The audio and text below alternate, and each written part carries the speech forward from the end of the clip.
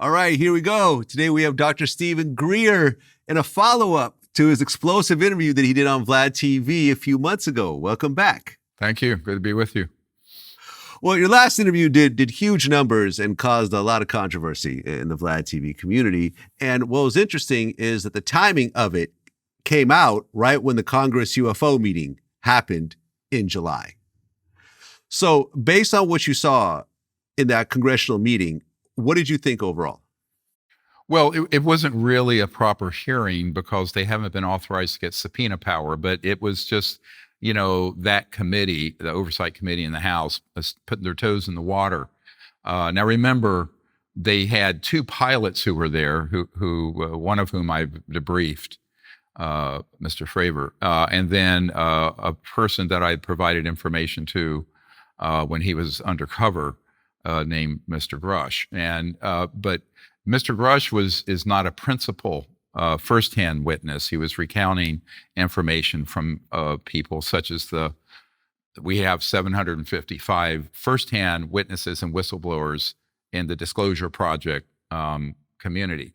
So that's what that was. So it was a very initial process. There may be another one, but in terms of getting to the bottom of this, you're going to have hearings that have subpoena power, which unfortunately, very recently, I think in the last 2 weeks, the Speaker of the House, or I guess former Speaker of the House, shot down the request that the 6 Congress people asked for subpoena authorization, which has to be approved by the Speaker.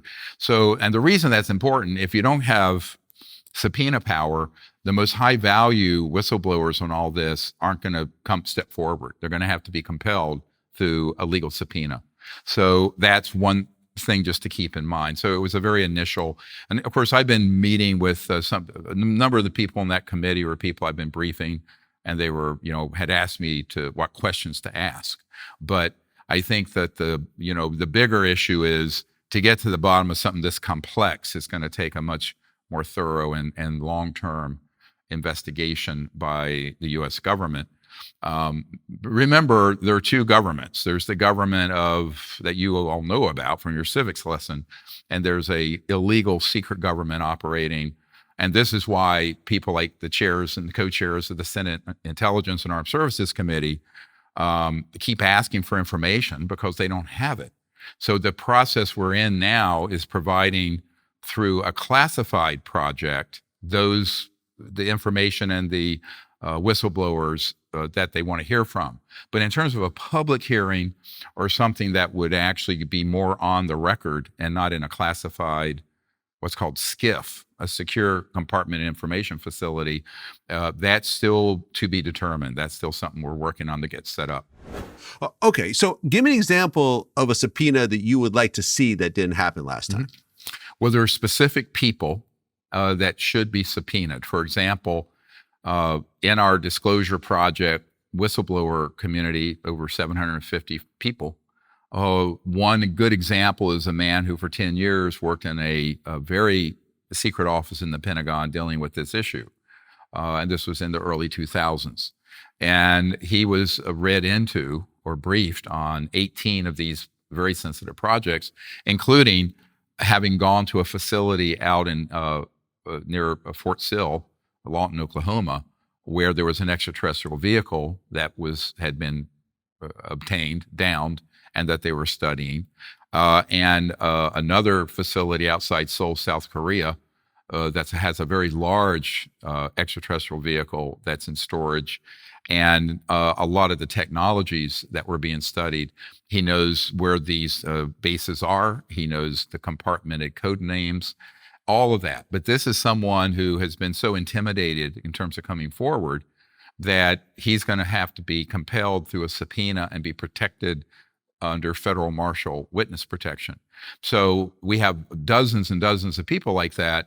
And in order for them actually to get what they're asking for, if you hear the members of the Senate and Congress talk about what they're wanting to get, which are information on the actual craft, the bodies of extraterrestrial beings that we have, the technologies that have been reverse engineered, meaning we've studied these craft since the 40s, and now we have man-made craft that go up and around, by the way, most of the UFO, UAP sightings people have are not extraterrestrial. They're mostly ours, but people don't know it. For example, so all of that, we know where these are. I have a map blacklist site, black sites. It has 147 black sites on them now. And we're handing that over to the Congress and to the White House. We know where they are because we have people who've worked in the facilities who have given us information, in some cases documents, about what's going on there, what's stored there, what research and development is happening at specific locations. So all of this is to say that there's an enormous amount of data and information we have, but you need a mechanism legally to bring it out because, number one, as Mr. Grush rightly pointed out, people have been killed trying to get this information out. And then number two, these people are very afraid for the consequences of doing it without some type of subpoena where they're compelled to. In other words, where, okay, they don't have a choice. Now, the Disclosure Project has about 70 top secret guys who've already come forward. If you go to my YouTube channel, you'll see their testimony. And it's everything people were wondering, where are these people? Well, they're on my YouTube channel. But those are people who are not currently in the system or were not in a very long-term situation, except for a couple of them. We have one witness who's recently passed away who was on a retrieval team where he handled the extraterrestrial bodies, or if there were living ones as well. And that's on our YouTube channel, Sergeant Stone. So we have these, but we have many, many more. And so for this to actually be done officially under oath is going to require a mechanism that they haven't yet completed. And I don't know if they will. I'm a little concerned.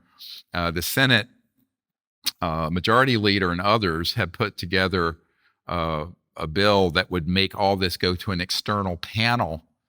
And the external panel would be a bunch of alleged experts. And normally, if you look at the history of the subject, the Robertson panel of 1953, the Condon Committee of 1969, every time something like that is set up, it's actually infiltrated by corrupt interests that want to keep this secret, and they come up with a predetermined conclusion, which is more the cover-up. So I don't think that panel is going to cut it. I think the only thing that's going to cut it is either we, the Disclosure Project, and we're in the process of setting this up, initiate a civilian lawsuit under RICO against these corporations and individuals, racketeering, influence, corrupt organization, and sue them in court. And if that gets admitted into federal court, so we just had a meeting with my legal team to pursue that in the event that the Congress drops the ball on this.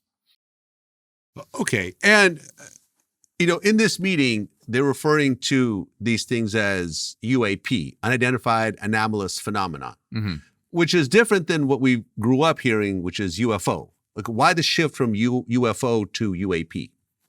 They just make up a new obfuscating fake name periodically. So let me tell you how this works. This is all psychological warfare, propaganda. They weren't unidentified flying objects either, because they don't fly with any aerodynamic sense of the word. We'll talk about how they move. There's no aerodynamics to them whatsoever. As far as an unexplained aerial phenomenon, it's not just aerial because they've been tracked underwater and out in space. And also, they're not a phenomenon. Ball lightning is a phenomenon. These are structured spacecraft, et cetera.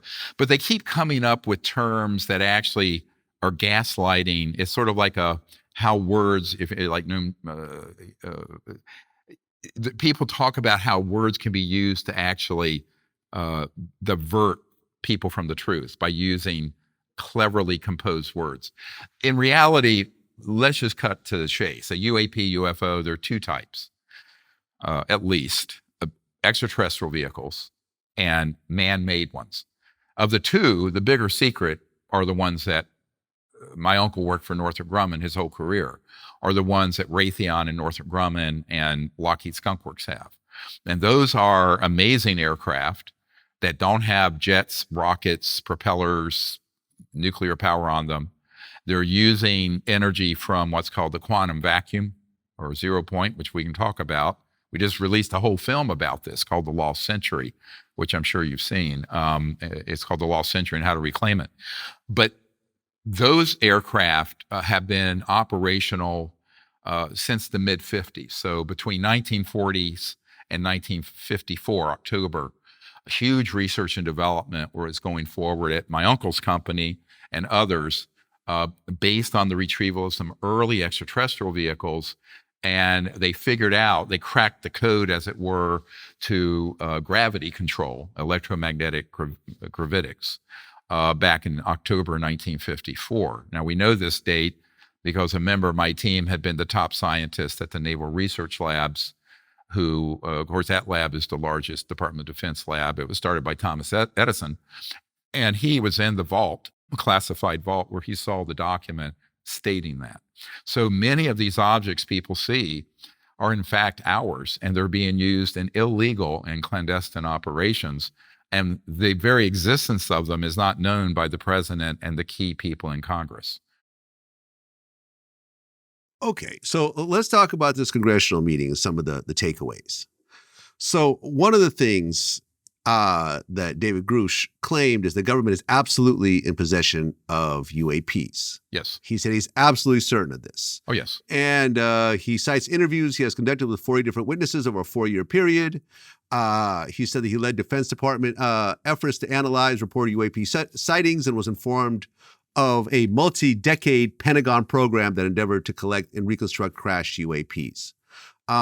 When Representative Moskowitz asked him about this in terms of how it was funded, he claims that it was an effort above congressional oversight and bankrolled by misappropriation of funds. Correct. That's how it all. Moskowitz asked him, "Does this mean that there is money in the budget that is set to go to a program, but it doesn't, and it goes to something else?" He said, "Yes, I have specific knowledge of that."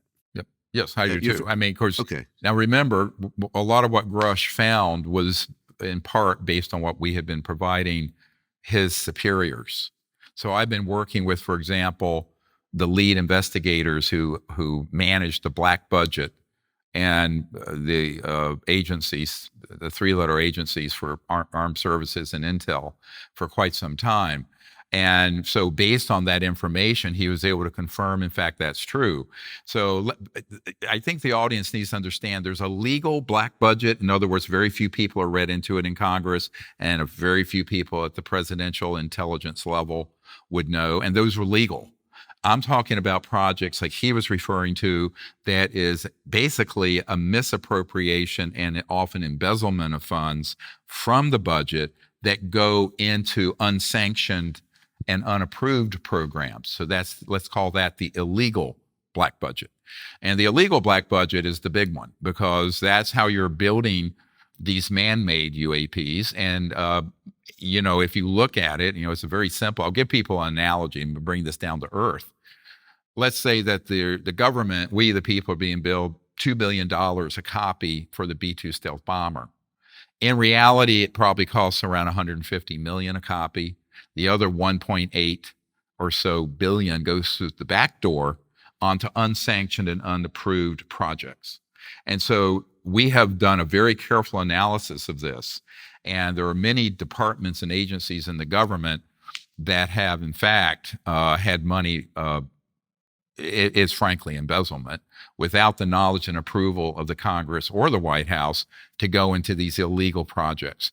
So one of the big problems that the Congress has not quite got its mind around is that all these operations dealing with UAPs have been run unconstitutionally and illegally since about 1957 to 1960. Okay, so let's talk about the next topic that got covered over there. And that's that non-human biologics were found at a crash site. Oh, So basically what Grush said that he knows of multiple colleagues who were injured by UAPs. He also said that he had interviewed individuals who had recovered non-human biologics from crashed UAPs. He refers to the term non-human rather than alien or extraterrestrial. Now, when he was asked by Representative Burleson to substantiate the crashed UAP claim, the former intelligence official said he could not divulge the specific details. He said it was too sensitive to share with the public. He did, however, say described the nature of what he saw. He said, "I have to be very careful here, but what I personally witnessed myself and my wife was very disturbing." A Pentagon spokesperson spoke to NBC about this, and he claims that all of Grush's claims are false. Nope, they're not false. All those are substantial. The only part that he has not gotten correct is that he doesn't understand that there are a number of humans that have been injured by UAPs, but they're not the extraterrestrial ones, they're the human ones. And this is the big scandal that's being swept under the cover. So there are people out there who are actively misinforming people like Grush, who was not read into these projects directly. I, for example, just came back from 2 black sites out west. And these 2 black sites were where we have illegal electromagnetic pulse weapons that have targeted ET craft, but also have, incidentally, if someone flies into that area in a private aircraft, are killed. We also that's a big legal case we may be pursuing. The other big problem is that these man-made UAPs have been used to stage false alien injuries. And so when you hear about a lot of those, that's sort of a psychological warfare program that started probably in the late 50s, early 60s, where they used man-made objects that look like, to anyone who's not educated on the matter, would look like an alien spacecraft to simulate alien events. And so this is a false flag type operation. We have a 1953 document signed by the director of the CIA that talks about, and I'm quoting, the psychological warfare value of the UFO subject. And then there's another document from 1985 from the CIA that talks about how they were using man-made UAPs and creatures that look like aliens to abduct and kill people in Brazil and Argentina. Now, the renowned astrophysicist Jacques Vallée has that document, but has been intimidated not to release it. But he has admitted he has it. So this is a very dark pool to dive into, what you're bringing up right here. But, people who were never firsthand in the projects, like Mr. Grush, they don't know which of these accounts are actually of extraterrestrial origin and which are man-made. Because the stagecraft, to use a term that exists in a document, of staging these is so good that someone new to the subject can be easily deceived. And deception is the name of the game with the whole UAP cover-up. Okay, so another thing that was mentioned during this meeting was a UFO that was spotted accelerating at supersonic speeds. So David Fravor, a former Navy commander, said that he and 3 other military pilots spotted a white tic-tac-shaped object in 2004, hovering just below their jets in the Pacific Ocean. Right. As he descended to inspect the sighting, he claimed that the identified aircraft, which he said bore no visible rotors, wings, or exhaust, began to ascend and approach his fighter jet. Right. He then said that it vanished, only to reappear a few seconds later, 60 miles away. Right. He told the committee that the technology that he and his team encountered defies any kind of logical explanation. He said the technology that we face is far superior to anything that we had, and there's nothing that we could do about it. Nothing.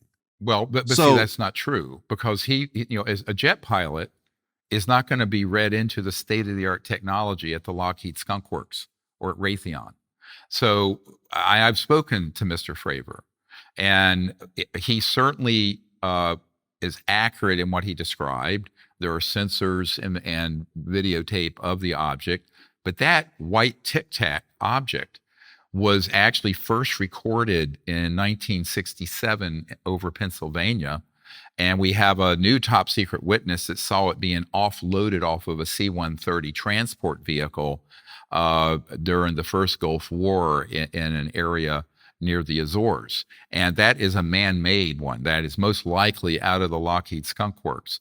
So unfortunately, a lot of these objects that people are encountering, which are very dangerous in how they move, are actually human in their construction. Now, that is a much, much bigger secret than the fact that there are extraterrestrial vehicles out there. Because if that were to be acknowledged, the very first thing anyone with any sense is going to ask is how are we building these? When that gets answered, it'll get answered. And when it gets answered, it's the end of oil, gas, coal, nuclear power, public utilities, and surface roads. Why? Because the technology, this is why we put out this film, The Lost Century, and how to reclaim it. There's a century of technologies that have been sequestered, and the damage that we're seeing to the biosphere and the world poverty that has accelerated over the last 100 years is in large part because these sort of amazing sciences and technologies have been kept secret, and ruthlessly so. I mean, I personally know people who have been murdered trying to bring some of these technologies out that would take us off oil. And I'm not talking a fake Tesla car. I mean, the ones that you buy now, a real Tesla would never have to be plugged into a coal-fired power grid. A real Tesla would be pulling energy out of the fabric of the space around it, where there's an embedded level of energy called the zero-point energy field, which literally the amount of space inside a coffee mug has enough potential energy at that 0-point level literally to boil off all the oceans of the world. It's an enormous amount of power. Nikola Tesla called it the infinite energy field. But that was quantified, by the way, by Professor Casimir, first postulated in the 30s, but proven in physics journals in the 1950s. So unfortunately, if you're at MIT or Harvard or anywhere else studying physics and electromagnetic engineering, you're not going to be exposed to this. This is not in the textbooks. It's been very highly sequestered and classified, but it's the solution to poverty, global warming, all kinds of issues. And so, you know, I think that this is, people ask, why would anyone keep this secret? Well, I'm telling you why. You know, we're talking what, $1,000 trillion in assets in oil and coal and utilities and whatnot that would be redundant, unnecessary. Now, that's not good if you own an oil field. It's very good if you're a human living on planet Earth. So I think for that to come out, but I think this is the real debate. I think we need to move very quickly away from, you know, these sort of ephemeral sightings, which we have something like 300,000 accounts of these sort of sightings. We have 3,500 aircraft pilot encounters like Mr. Fravor described. And those have been in reporting systems since the 40s and 50s. So that is old territory that they're covering. We really need to start getting to the brass tacks here, because right now what's going on is all going along the surface of observed phenomena. There's a great deal more to this, and we need to catch up very quickly with this. And that's why we're offering the entire disclosure project, intelligence archive, to the government, and a redacted version of it we're going to try to make available to you and the general public and the media in the next 6 to 12 months, where everything will be available through like a Wikipedia for all things UAP and UFO, including all the black site locations and documents. We have thousands of documents, government, and thousands of pages of whistleblower testimony. Well, but to be fair, we've always seen technologies get introduced that eradicated billion-dollar industries. I mean, like electric cars are essentially destroying gas stations right now. You know, I've always said, you know, when I got my first Tesla 7 years ago, I said, okay, in the foreseeable future, you will barely see conventional gas stations anymore because this is such a better technology. I mean, in Hollywood, you're seeing AI kind of mess with the livelihood of writers. It's starting to create its own kind of, scripts and everything else like that. That's natural. Right. And in general, if the net result in society is an improvement, why hold back a technology that will improve all of society if a couple of industries fall by the wayside? I mean, at one point there were more horses than cars in America. Here's the flaw. Right? And now there's barely any horses. No, but this is the flaw in your argument. There is not a few industries. It's the pivotal lifeblood of the industrial world today, which is the energy sector, that would have to be completely retooled. And we're not talking a few billion. We're talking over $1,000 trillion. So the macroeconomics of this and are way beyond, you know, a Tesla car, and way beyond something, a digital innovation. And this is why it has been kept so secret, because now there is one part of this technology that should remain secret. And I want to be very clear on this. The aspect of it that generates energy that would run your car or house, great, that should be brought forward. That part of it that gives you basically lift and flight at speeds that are beyond imagination, which we do have, those should be kept classified, because that's obviously a missile and weapon delivery system. And I don't think you want every terrorist in the world having access to that, where in 2 or 3 seconds they could launch something from Mogadishu over New York and detonate it. So there are valid, serious national security concerns regarding the propulsion or space transfer. Like when he reported that object that was moved so quickly, it was 60 miles away. Yes. So that technology, having studied extraterrestrial technologies that we've reverse engineered for 80 years, since the early to mid 40s, that has resulted in some significant developments. And the problem is, some of those developments need to be disclosed. Some of them need to be disclosed later, after the world figures out how to handle it so it's not another weapon of mass destruction, right? So, I mean, this is a mature conversation that has not been joined yet, because people are still scratching their heads. What's a UAP? So, you know, we're always being thrown back to kindergarten, when in reality, there were hearings in the Congress in the 60s and 70s. There were organizations with whistleblowers and pilot cases, better actually than what the one Mr. Fravor was involved in back in the 50s and 60s. I have them in our archive. The question is, why do we keep wanting to go back and hit the rewind button, and it's sort of in a cul-de-sac going around a circle?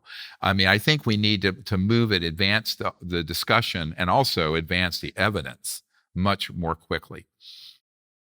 Well, you touched on this previously, and you know, in this congressional meeting, there was claims of a cover-up.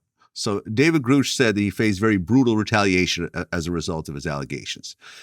He also claimed knowledge of people who have been harmed or injured in the course of government efforts to conceal UFO information. Killed, he said. Yeah. When they asked him, you know, if anyone's actually been killed, he said yes. And he said, I directed people with that knowledge to the appropriate authorities.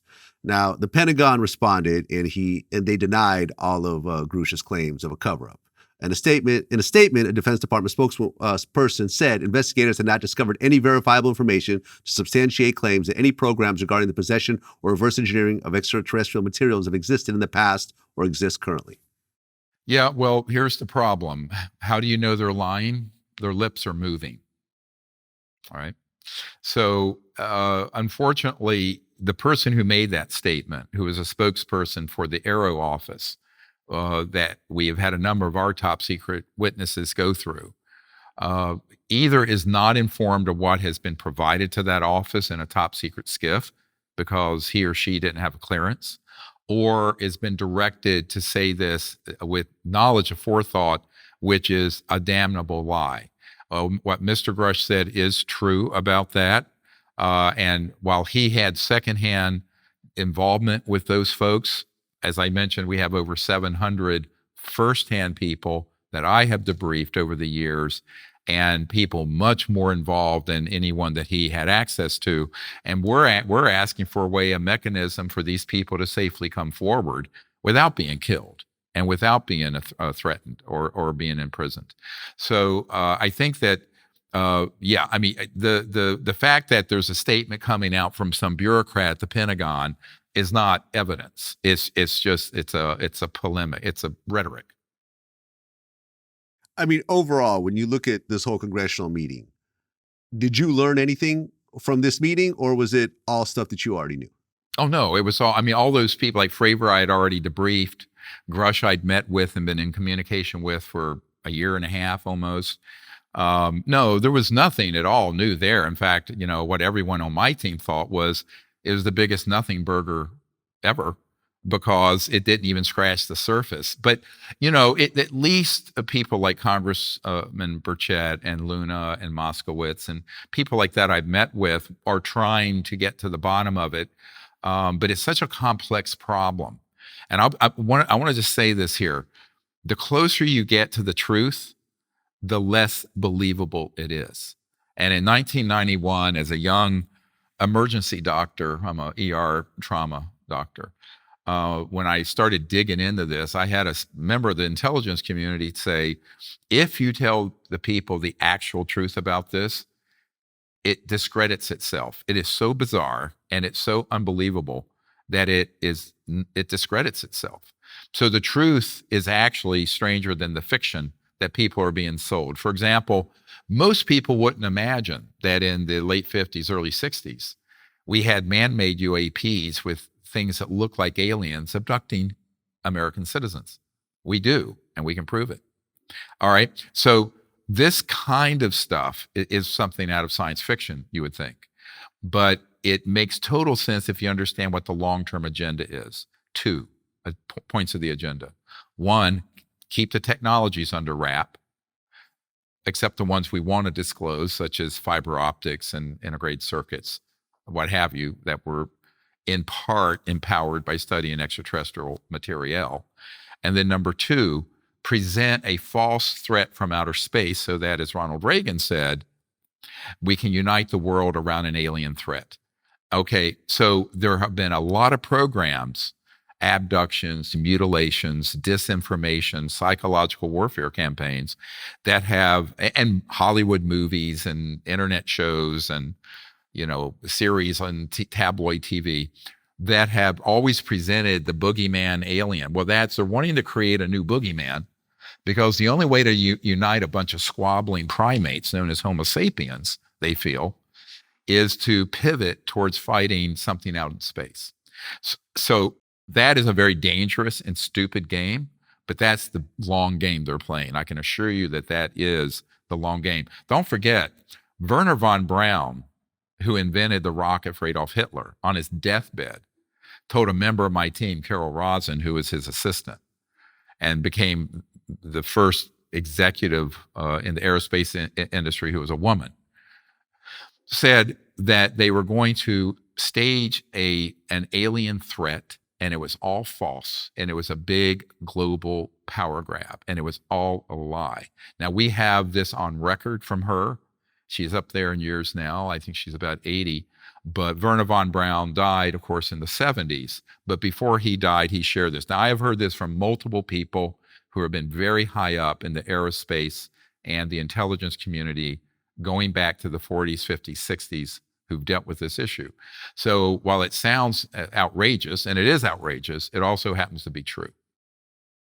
Okay, so let's talk about Ronald Reagan for a second, because that was in my notes as well. Mm-hmm. So in 1974, Ronald Reagan claimed that he saw a UFO while on his plane. This was back when he was governor of California. This is before he was president. Yep. And from what I read, his staff told him not to mention it publicly at all because they didn't want him to look crazy to the voters, essentially.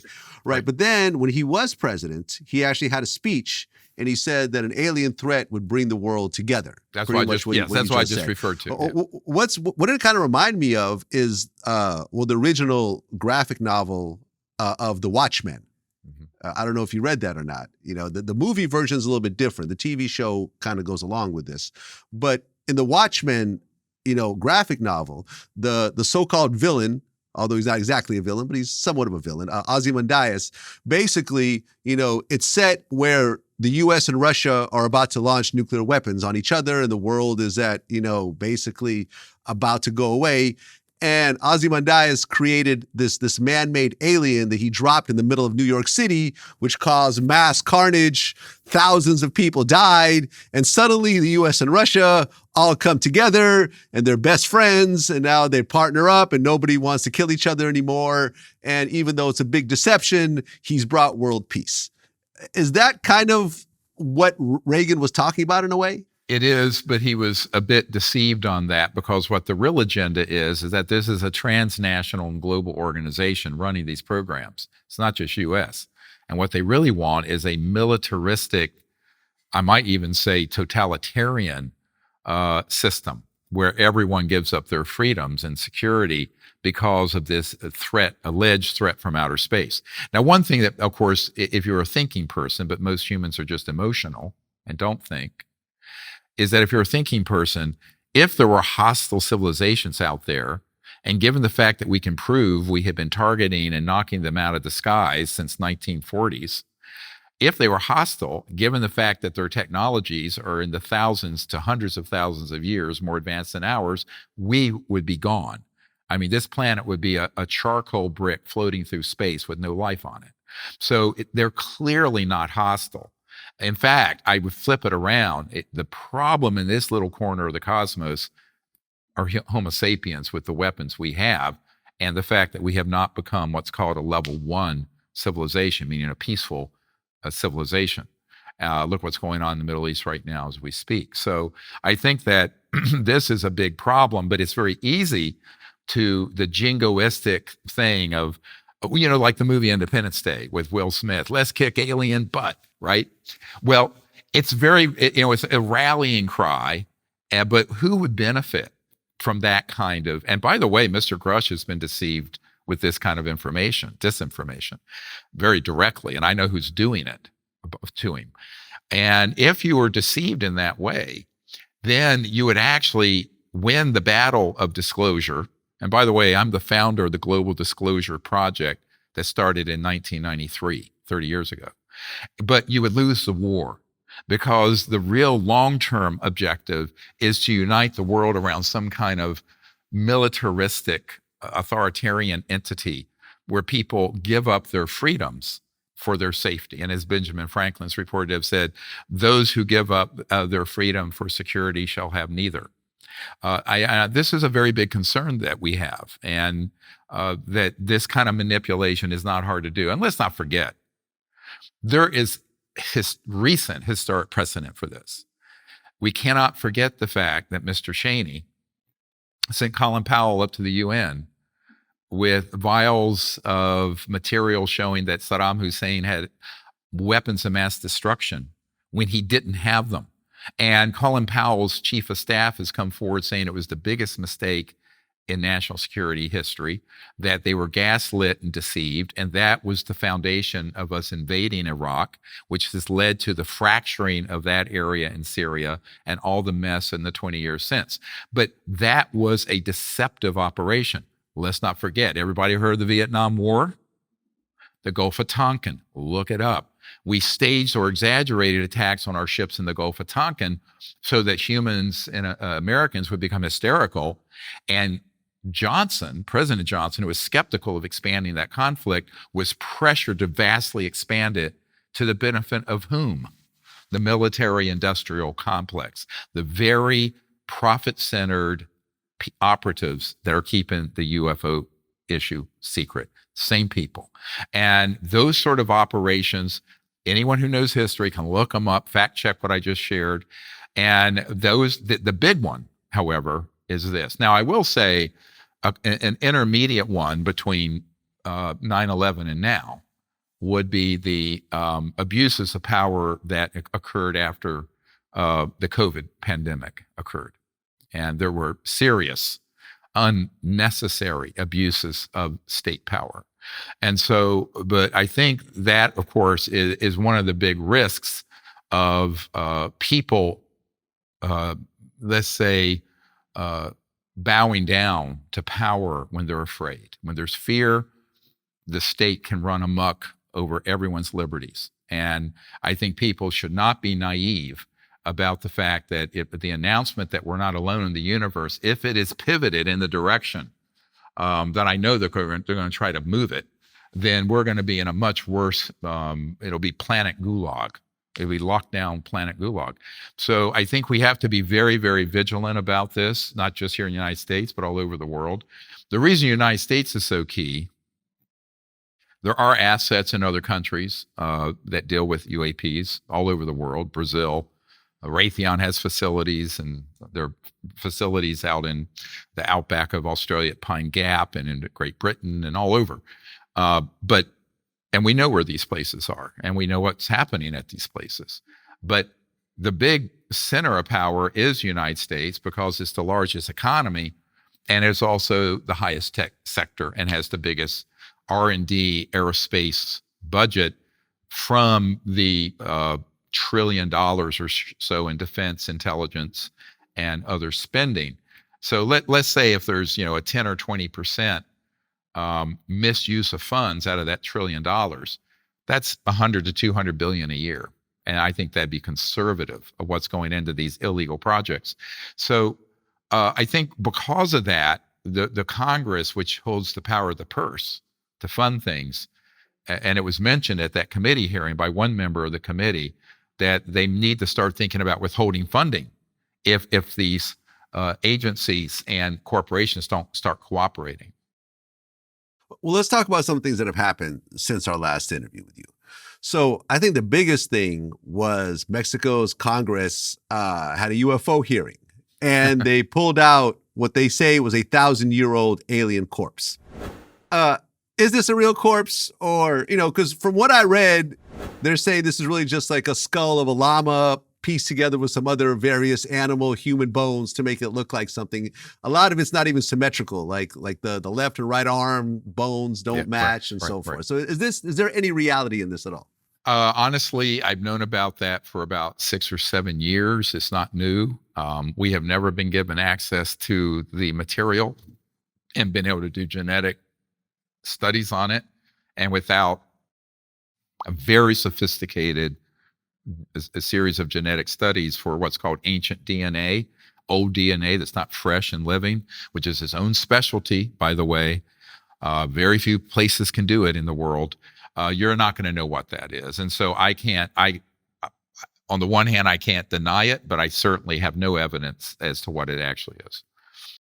But if you just eyeball it, based on all the studies that you've done, does it look remotely real? Most likely not, but I mean, it's theoretically possible. Look, the universe is a big place. It's theoretically possible. There could be some life forms that look like that. I'm saying that I'm not going to make a statement one way or another when I have no scientific basis for making that statement. And the other thing is that those could be put through an MRI or a CAT scanner where you could actually see the morphology. And as a doctor, I mean, I know exactly what I would do with that if I had possession of it, but I wasn't given access to it. So it's a big question mark. Okay. Ring, the camera company, the door camera company, recently offered $1 million for anyone who captures an alien on their actual Ring camera. Do you think this is just a marketing ploy, or do you think there's something to this? Well, I actually have a picture on my cell phone of 2 actual ETs that were present at a CE5 contact event. If you're at Close Encounters of the Fifth Kind, you can see the film on Amazon Prime or Tubi. And so it's not on a Ring camera, it's on my iPhone. So if you could have them contact me, they can send us $1 million tomorrow. Okay. Do you have these pictures right now? Yeah. Can you show them on the camera? Oh, I'd have to fish them out, but yeah, they're pretty amazing, actually. So this is one. And, he, very triangular shaped head, almost like a beak-like face. It was at an event we did out in the Arizona desert a couple years ago. There were about 30 witnesses to this. This photograph was taken with a really good Nikon camera by David Marconi, who wrote the screenplay for Enemy of the State. And it was during a reconnaissance and contact event we were doing there in the desert up above Tucson, up at about 4,000 or 5,000 feet. And it was a very unusual series of events happened. We have another one. I don't know if I have that one on my phone. That happened at Joshua Tree National Park about, 15 years ago. And quite spectacular, everyone saw. And as a person took a picture of it. Now, this was under low light conditions, but it's very clear what it is. And it's an extraterrestrial being that's sort of levitating, floating out in the desert just outside our circle. So, yeah, we have a lot of unusual material. And one of the things that we moved forward with in 1990 was concluded, number one, we're not alone in the universe. And number two, who's making contact with them, right? Not the State Department or UN. So we started a project called the CE5 Contact Program. And there's an app called CE5 Contact that takes you through all the protocols to be able to do this. And we have had so many thousands of people have sightings and contact events from using that protocol. Now, I don't know if anyone has a Ring camera that they've captured it on, but that's an interesting wrinkle. But and the reason that it works is because one of the big problems that you get into when you talk to conventional scientists about this, they're all still locked in a paradigm of things that are the speed of light or slower. If you're interstellar civilization, your central technologies have to go beyond the speed of light, right? Which means you're not going from point A to B at the speed of light. Let's say you're from a very nearby star system, 1,000 light years away. At the speed of light, it'd take 1,000 years to get there and 1,000 years to get home. That's the time since the birth of Christ. Not practical. Communications are the same problem. What you and I are using is at the speed of light. But if you're communicating back to, say, the Andromeda galaxy, 2.5 million light years away, it would take 2.5 million light years for you to say hello, and another 2.5 million light years for someone to say, how are you doing today? So that's 5 million years on a round trip. Just hello, how are you? So we know that the technologies they have are what are known as trans-dimensional technologies. And this is where you get into, at the CIA, it's called WSFM. It stands for Weird Science and Frickin' Magic. At my uncle's old company, Northrop Grumman, it was just called PFM, Pure Fucking Magic, excuse my language, but that's what they called it.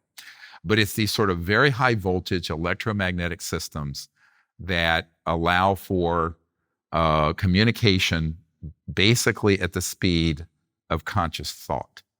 Similar to what Neuralink's trying to do with Elon Musk, but without the wires. In other words, where there's a consciousness and thought interface with machine. And therefore, the communication systems are at the speed of a quanta or directed thought.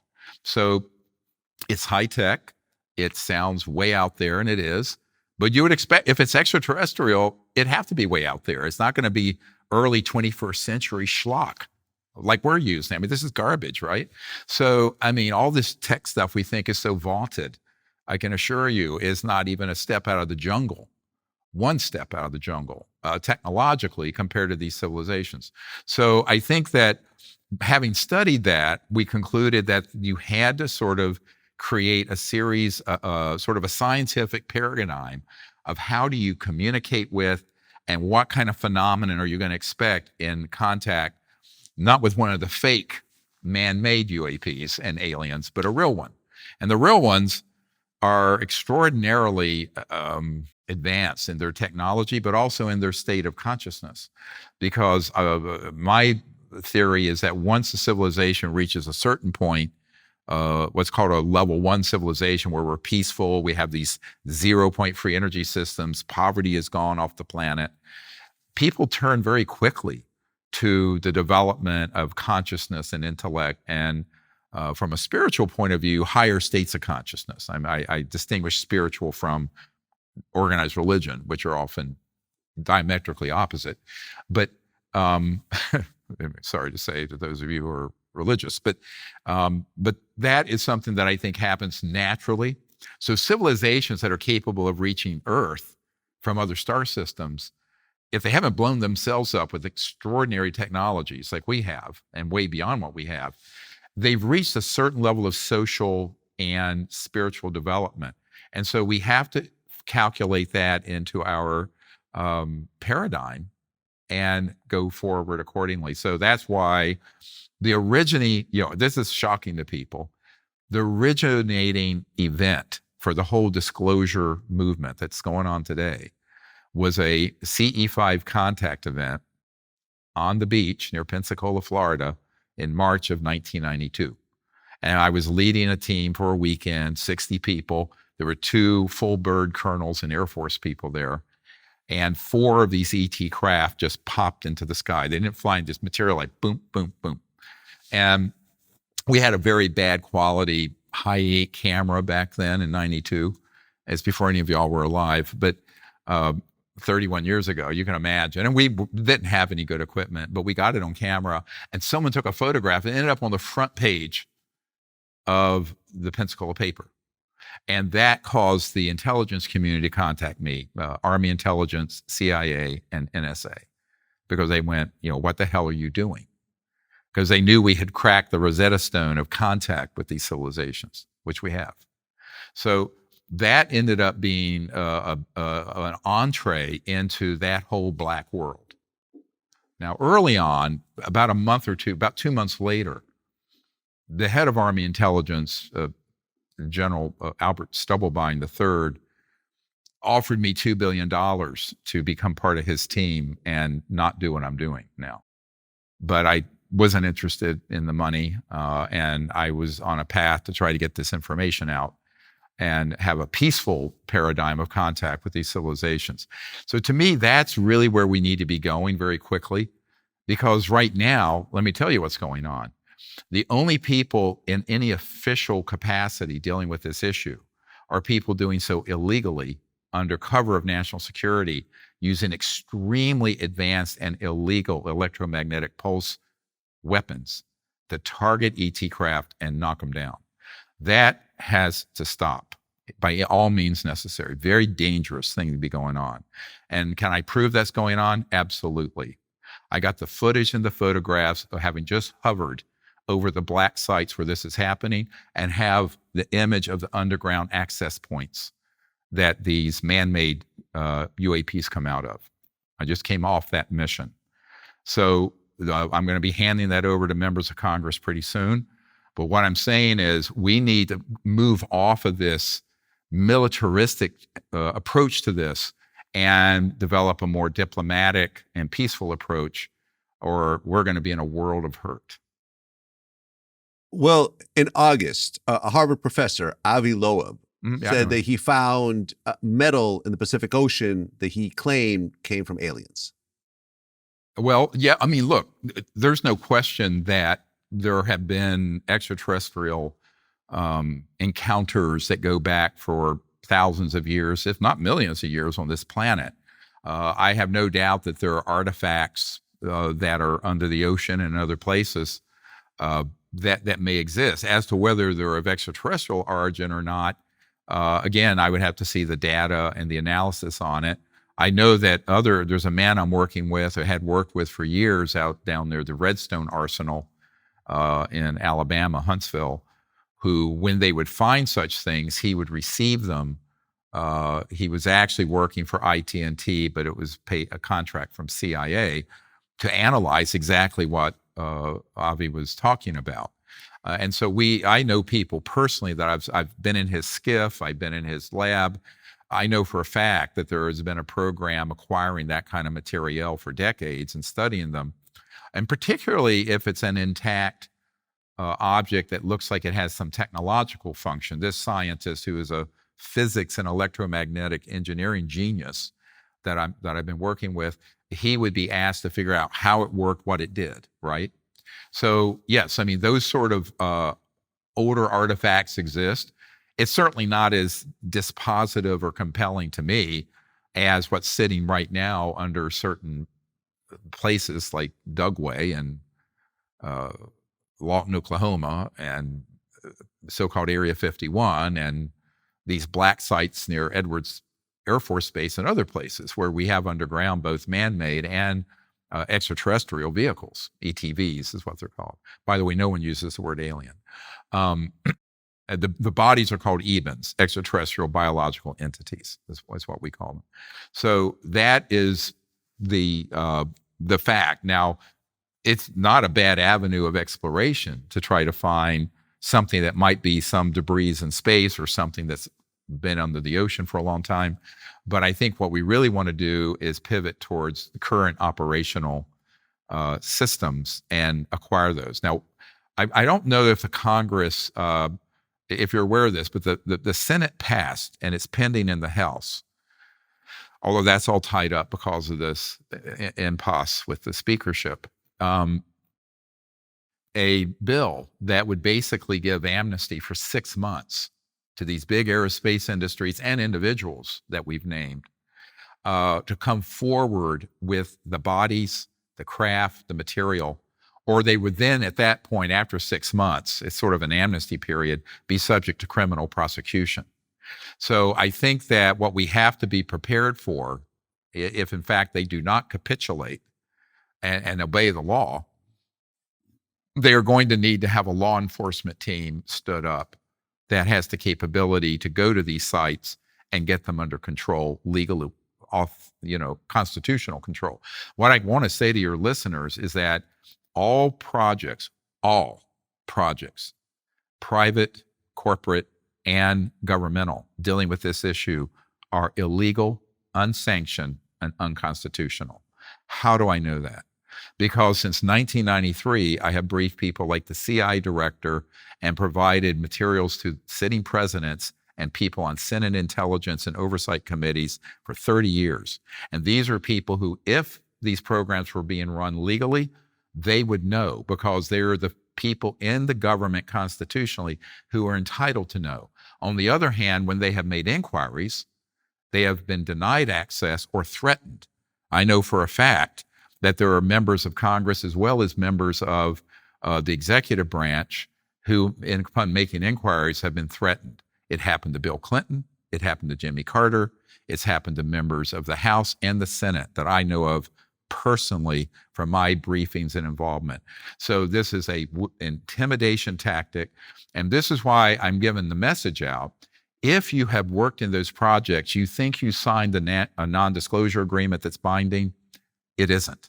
The reason all non-disclosure agreements are vitiated and neutralized is because the underlying project that you worked in is illegal. Now, most people wouldn't know that. Let's say you're a 20, 30, 40-year-old guy working in a compartmented operation for the Skunk Works, Lockheed, or Northrop, or the military. You're just following orders, right? You don't know at the top that those projects are being run as a criminal operation, a RICO, and they are.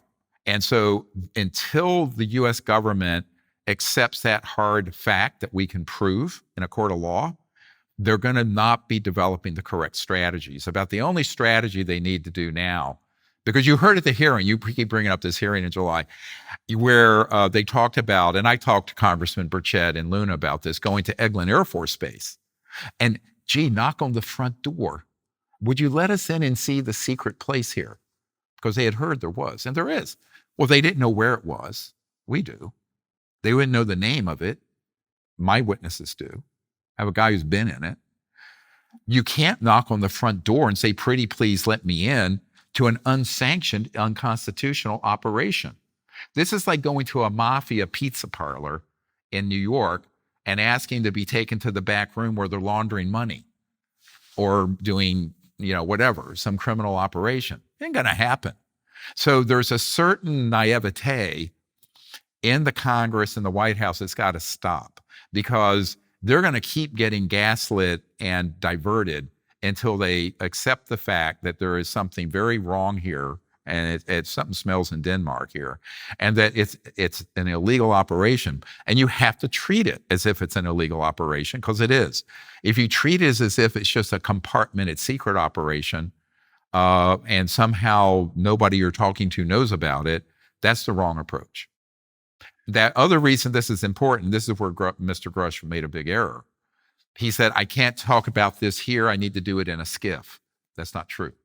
Because you are not bound by a national security oath and non-disclosure agreement, nor are any national security laws applicable if the project involved is itself unconstitutional. That is basic constitutional law. We've run this by many constitutional attorneys. What I just said is a fact. And so that is an error right there. Now, if you've come up through that system, you're very much indoctrinated to, if you signed a national security non-disclosure agreement and it says silent for 80 years, and some of them are 80 years, you're going to be very reluctant to go outside that because of what you've been threatened with, right?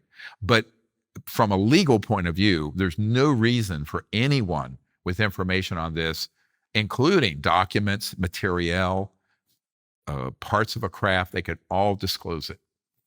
It cannot be regarded as a legal secret as long as the White House and the Congress are not allowed to oversee it. You can't have it both ways, you know?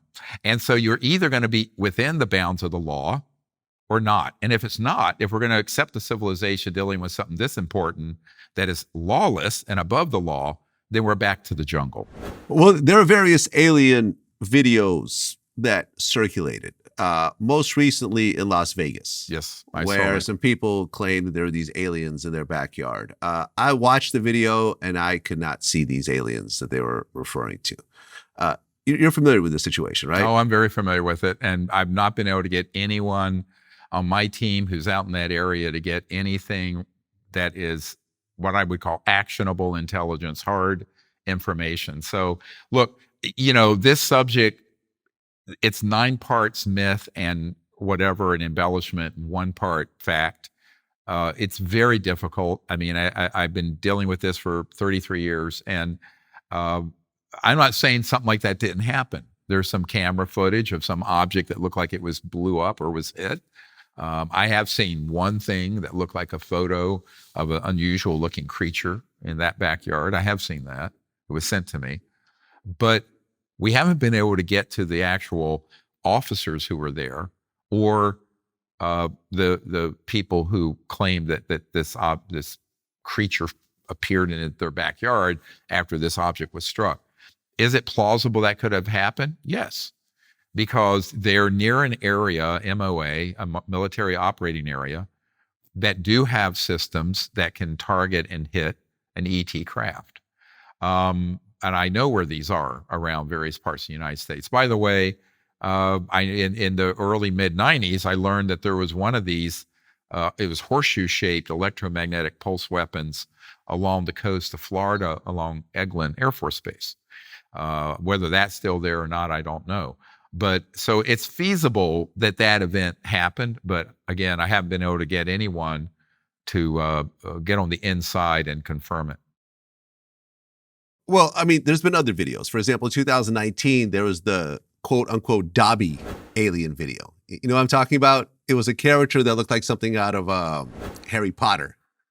Essentially, that was kind of like wobbling around in someone's backyard on their camera. Do you know what I'm talking about with this one? I know the one they call Boo that Stan Romanek had. Hold on. Let me show you what I'm not sure I'm familiar with that. Look, there have been several. I always go, well, you know, it's you know what it all comes down to is the provenance. What's the provenance of this? Well, let me just show you this video that I'm talking about. Oh yeah. Mm-hmm. Yeah, I have seen that. You know, the question is, you'd have to. Here it is again. Yeah. Mm-hmm. Yeah, it's and like always the question. Weird looking. I don't know. It looks like an elf or a little troll almost. And yeah, I don't know. I don't know what to make of it. It's like I said, this was 4 years ago. Well, again, who knows I mean, what it is? I haven't gotten access to that original footage or talked to the person who took it. It's theoretically possible that was one that appeared and disappeared. But the question is, was that an extraterrestrial one or a man-made one? So it gets a little weirder when you start entertaining the idea that we have man-made aliens that would look just like that. Wait. So you're saying there's man-made aliens, that they've actually bioengineered non-human, non-earth animal creatures that are actually running around? Well, that they're using special operations to abduct people and do things like that. Yeah. Why would you abduct somebody using a man-made alien as opposed to just sending in a military person to do it? Because they want people to believe that they have been abused by an alien so that they can justify interplanetary war. That's what we were talking about earlier. Okay. This whole thing is a psychological warfare operation going back since 1953, 70 years, when they concluded they could use the whole UFO issue for its psychological warfare value. And I'm quoting from the CIA document we have, and that I provided in briefings to people at the White House and Congress. So I think that you have to understand, what does that mean? It means exactly what I just told you. So let's talk about this. There are three different phenomena masquerading as alien. One is actual extraterrestrial. The other are what we call stagecraft. Like in the early days, we have an Air Force intelligence officer who's a witness on camera. And this is actually in our documentary called Unacknowledged. It's had over 700 million people see it. You can see it on Amazon or Tubi or whatever. And he states that they had staged these abductions, and in the early days would take a very short man and then make them up like Hollywood style to look like an alien, and they'd be put on these man-made UFOs, and they would go and abduct people. Now, to what purpose? It's what we just talked about, for the psychological warfare, so they could convince and brainwash people that there was a threat. It's just like Cheney marching Colin Powell up to the UN with yellow cake or evidence that Saddam Hussein had weapons of mass destruction when he didn't. It's all part, it's a deception. And so this is where a lot of people get irritated, because I'm really the biggest skeptic you'll ever run across. About 80 to 90% of everything out there that people put forward is alien. I'm going, yeah, well, the mutilations, human. All those animal mutilations being done by human psychological warfare operations. The abductions, same thing. A lot of these creatures, many of them are robotic. If you look at the ones that people like Stan Romanek, and I have a top secret guy, whistleblower, who's just come forward, who he encountered one of these and it tried to attack him. He knocked it down. It thought it was skin. And when it tore open, there were all these integrated circuits and fiber optics and wires under there. But it looked exactly like that thing you just showed. So, and that was absolutely man-made. And then there's one other level, and those are what are called PLFs, program life forms. And these are biological. So let's say you have an ET that you've captured that's dead. You take the genetic material, and everyone knows we've cloned things like sheep and what have you. You clone it, but then you put integrated circuits in the cerebral cortex, and that biological alien is sort of a program life form that can then be used in a deceptive operation. Now, a few minutes ago, I told you the more in depth we get into this, the crazier it's going to sound, but it's true. And now, but let's put a pin in that. What do you think has happened when Grush and others say, we've had these craft, we've reverse engineered them? Imagine having, over the years, trillions of dollars and some of the smartest scientific minds I have ever met working in these deep black projects. There have been amazing paydays, not just on energy and propulsion and communications and weapons, but on biology, in my sphere, medical. And so it's a mistake to think that has not been exploited and bent to the purpose of these deceptive indications and warnings, as they're called, or deceptive false flag operations. So that is exactly what was decided in the 1950s, and they have done it very, very professionally. Occasionally, some facts leak out, like that CIA document talking about the CIA staging abductions for their psychological warfare value in Brazil and Argentina, and it said alien abductions.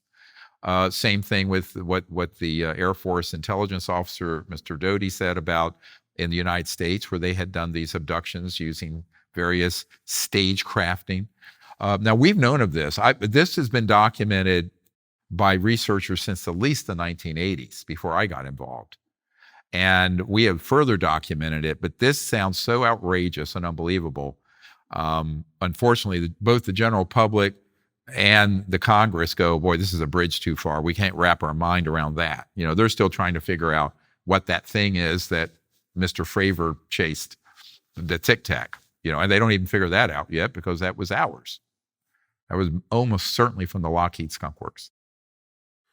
Well, yeah. I mean, when you talk about alien abductions, the one term you always hear is anal probes, right? Down to, I remember the first episode of South Park, Cartman gets, abducted by aliens, yep. And they do an anal probe to the point where like a satellite comes out of his butt, right. By the end of the episode. And what is it about aliens and anal probes that seem to go hand in hand? Oh yeah. Well, it's also ridiculous. And you always have to ask the question, you're going to go through interstellar space, and you need to take, your sperm and her egg and create some. I mean, this is just all nonsense. But the public is actually very gullible to believe this because it's been in movie, science fiction, ufology for decades. And also, there's another problem. Humans are very easily brainwashed about something that looks different from them that they should hate. This is the root of, you look at chimpanzees, we're 98% the same. They've done studies how chimpanzees organize into troops and engage in warfare.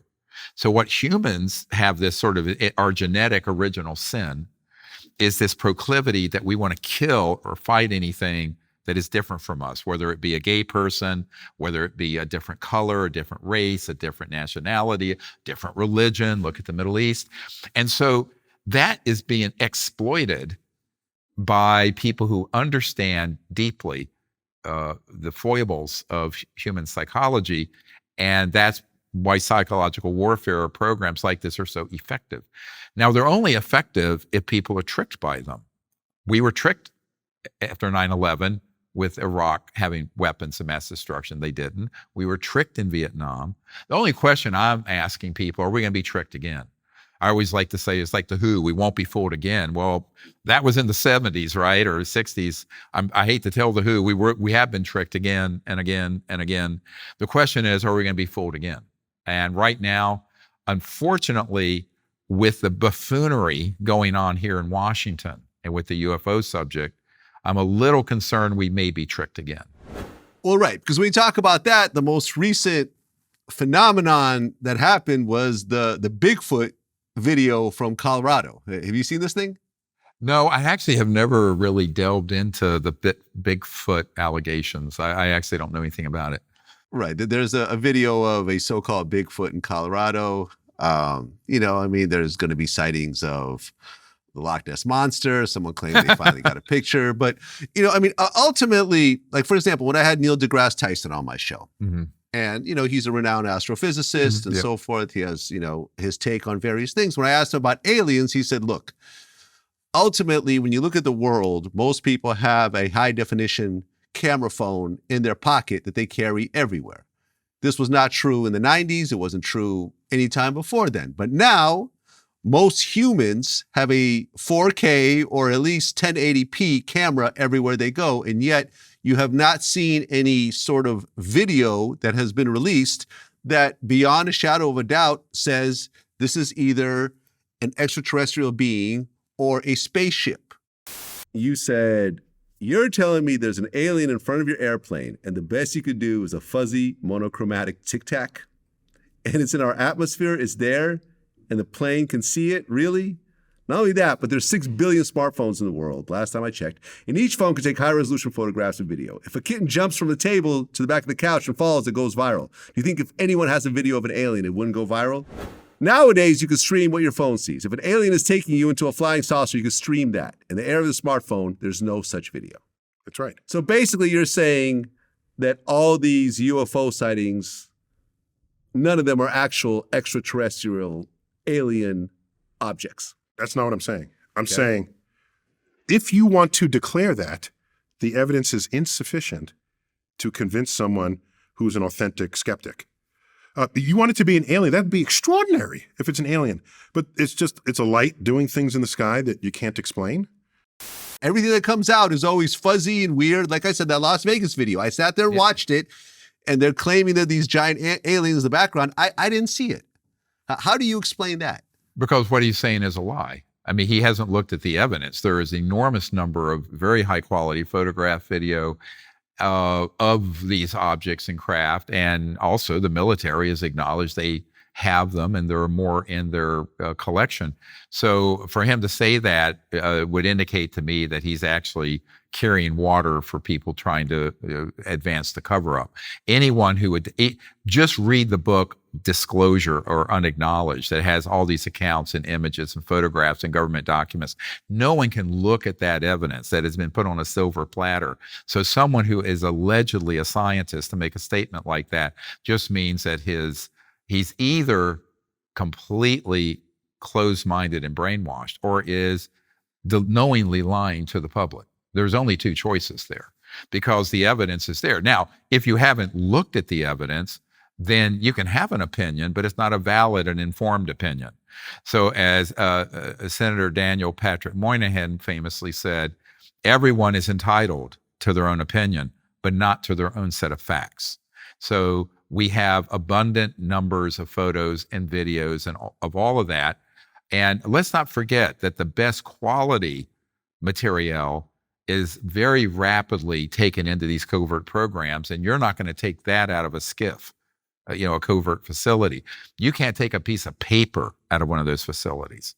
You take nothing in and you leave with nothing. I know I've been in these places. So, you're not taking anything in. So, and it's not as if these ET vehicles and beings are landing willy-nilly, just saying, hi, how you doing? So to the extent that we have any evidence in the public domain is really quite extraordinary, but there's plenty of it. We have an excellent photo. For example, the Costa Rican government gave me the original negative from a survey plane of surveying the countryside near Lake Arenal in the volcano. And underneath is this seamless ET disc coming up. And I have the negative. I published the photograph. The Vancouver Island daytime photograph of a seamless disc, analyzed. It was done before there could be deep fakes. We have a lot of this. So for him to say that doesn't exist is it's a canard. It's false. Well, in June of this year, a lawyer came out and claimed that his client had witnessed a UFO that distorted space and time. So the story goes like this. I guess they had found some sort of object and they used a bulldozer to pull it out. When it came out, it looked like a pie slice. They didn't want to destroy it, so they had one of the guys go into it. And I guess on the outside, it was relatively small, but when he got inside, it was the size of a football stadium. That's right. Yep. He started to freak out. He started to feel nauseous. Because on the outside, it was only 30 feet in diameter with a football field on the inside. He came out after a couple of minutes, but from the outside, it was like he was in there for 4 hours. And they claim that this is a time distortion, a space distortion piece of technology. It is. Are you familiar with this? Yeah. Oh, yeah. Absolutely. Yeah. I know a number of people who have been in special operations where they've had that experience with these objects. In fact, one of our retrieval team members who was north of Area 51 in a remote base maybe a decade ago, they had targeted and stunned a fairly large ET craft that came down. It did not disintegrate. It was intact, but stunned. There were two man-made triangular anti-gravs in the air, and this member was flown in on helicopters with Delta Force people to retrieve this. This object actually came back to life, as it were, and he had an encounter with two of the occupants. But this object, once it got operational, the man-made UAPs took off because they knew that we need to get out of here.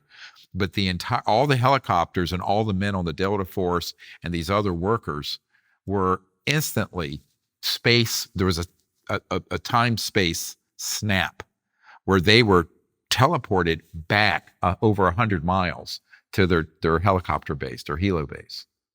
And I have heard of absolutely, that technology is real, and it's understood, actually, by classified science researchers. Well, in 2003, they say that a football-sized craft hovered over the Vandenberg Air Force Base. And I guess this was discussed in the House of Representatives hearing on UFOs. Yeah, there have been many of these. I mean, some of them are the size of football fields. I mean, remember our new whistleblower, the Marine, who came across a man-made one in Indonesia during that earthquake and tsunami in 2009, Michael Herrera. He and his 5 platoon buddies came across a man-made one that was as big around as a football field is long. And there were special operators, black operators, forces there, and they were transporting human slaves and weapons. And so there's a huge human enslavement trafficking part of these covert programs. That was man-made. When it took off like a spark off of a grinding wheel. It hovered, made a transformer sound, and then boom, was over the horizon instantaneously at thousands of miles per hour. That is man-made. So, and he is willing to testify under oath to that. And he's in touch with his 5 platoon buddies. Now, they were almost all killed. He's one of the few people I know who stumbled across an operation like that involves drug and human trafficking that these covert programs are doing, that have not been just shot and killed instantly. And the reason he thinks he wasn't is that there was a whole operation there from his ship that would have heard that and seen they were missing. And so they let them go, but they threatened to. They put guns right to their heads and took their weapons and took everything. So I have heard these accounts many times. So one of the big problems is that these covert programs, there are some really rogue elements of them that are using these advanced technologies that look like a alien spacecraft, a UAP, in human trafficking as well as in drug running and arms running. And that is a big source of income because it's all in cash. I have a man who was at Dugway Proving Grounds, a huge remote site in Utah, where the largest underground base is. And he said that all transactions in this sector that he worked in, and we have the name of the sector and its location, was in cash, all cash. And a lot of that cash is coming from these sort of clandestine and illegal activities. Well, what I don't understand is this. When you look at air travel, Mm-hmm. I took a plane yesterday from Los Angeles to New York. It took approximately 5 hours. When you look at air travel technology, it hasn't really progressed very far from like the 60s. Right. I don't No, know, it maybe hasn't. in the 60s, it might have taken an extra hour and a half at the most. No, But essentially, it'd been the flying same. a plane in 2023 takes about as long as it did 50, 60 years ago. Correct. So how could you say that there's this technology where air travel could go at the speed of light or instantaneous or so forth, and yet this huge multi-billion-dollar airline industry is still using 1960s technology? Because they're not allowed to use this technology because it's been kept extremely secret, and anyone who tries to move it forward is killed. I mean, this is not hard to figure out.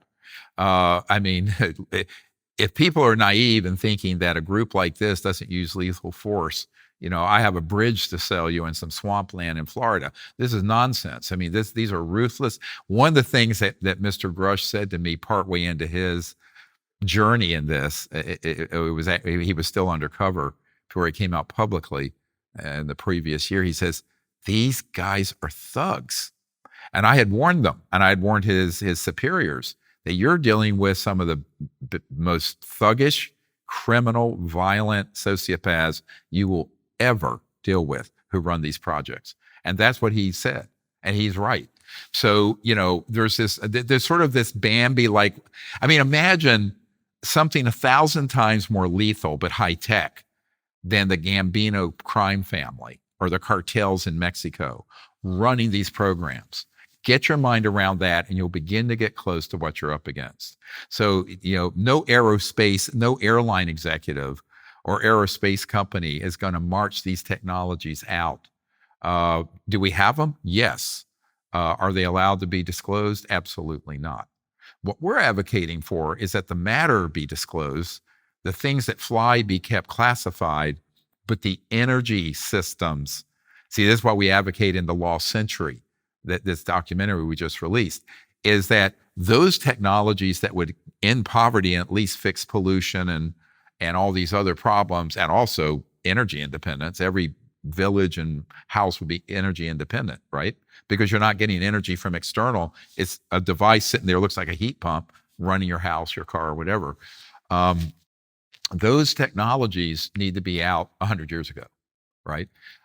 Now, I do, as I said earlier, I think things that move at that kind of velocity obviously anybody could figure out, you can make that into a weapon delivery system. Well, there's a lot of other ufologists outside of yourself. And one of the more known ones is Bob Lazar. Yes, Now, I've met him. Mhm. Very, very interesting figure. He claimed that he was hired in the late 80s to reverse engineer extraterrestrial technology. He supposedly worked at a secret site called S4, which was near Area 51. He says he's examined alien spacecraft and read U.S. government briefing documents that describe alien involvement in human affairs over the past 10,000 years. Now, in general, people have dismissed him. Part of which, he has a bit of a criminal record.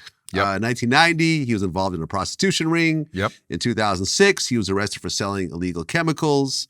Journalist Ken Lane states a lot of credible people have looked at Lazar's story and have rashly concluded that he made it up. And that's why when we did the disclosure project in 2001 and the most recent one, we have not included that testimony because, number one, we need corroboration of it, which we've never been able to get.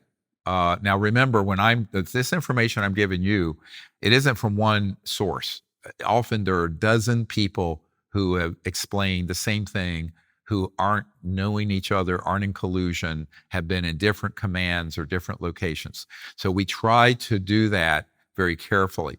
So someone like that, I can't say it's true or not true. There's been no one who has been able to corroborate it. But here's something I can corroborate.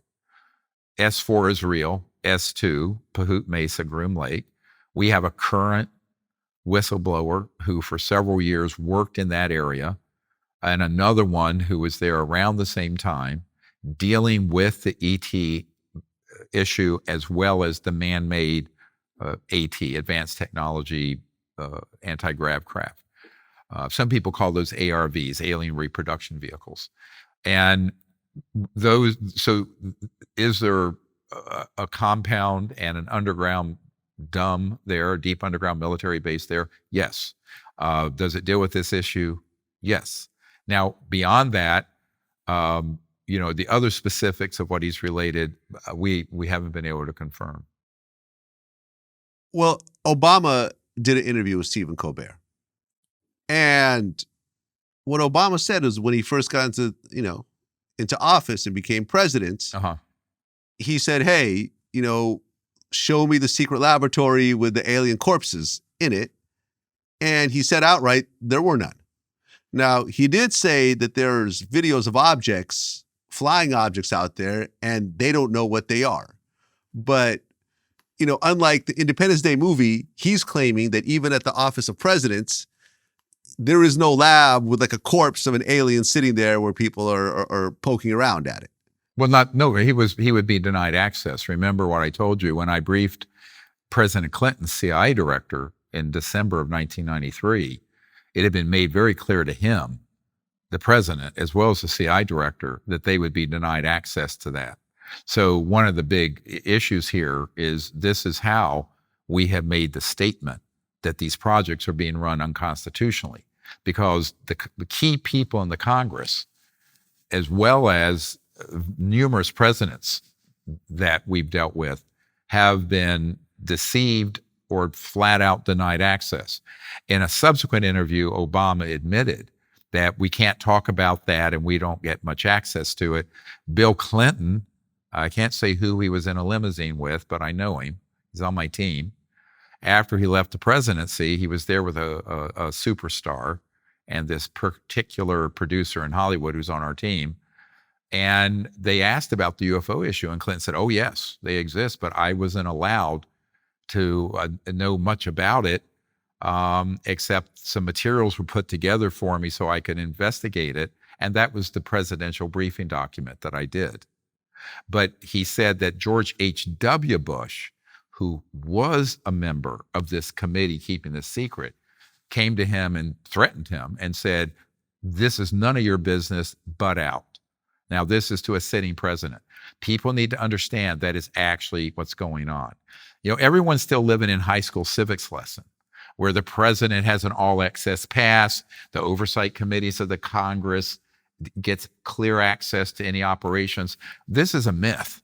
I mean, that went the way of all flesh in the late 1950s, which is why Eisenhower, when he left office, gave that famous speech, "Beware the military-industrial complex." He was an anti-military. He was a 5-star general in World War II and a 2-term Republican president. That statement wasn't made by, Abby Hoffman or some 60s radical dropping LSD with long hair. This was a conservative Republican 5-star general president.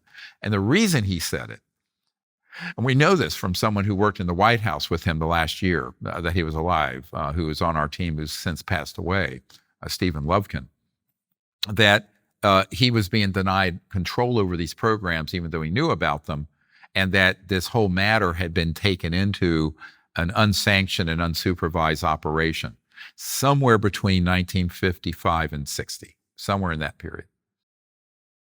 A lot of times you see these ancient structures and people claim that they were made by aliens. Mm-hmm. The pyramids of Giza, Stonehenge in the UK, Machu Picchu in Peru. Is there any proof at all that these weren't simply man-made with, just some smart mathematicians behind them? Mm-hmm. I personally don't see anything alien-like when I go to the pyramids of Giza. Mm-hmm. You yourself, do you see any sort of connection between those two things? Well, honestly, I don't necessarily think that there were ETs that made them. I think there could have been some extraordinary technologies that were used. For example, there is a record of technologies that existed on Earth, of civilization more advanced than we are now.